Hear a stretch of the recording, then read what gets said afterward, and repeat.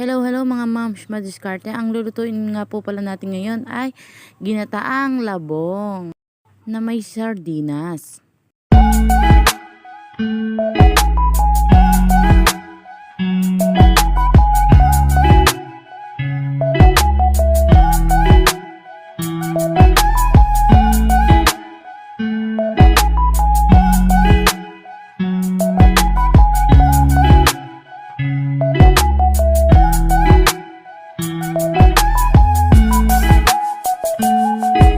Ayan mga moms, madiskarte, pinakuloan ko lang po yung ating labong. At habang ako'y nagpapakulo ng labong, pinagkahid ko na ang aking asawa ng 2 kabuong niyog.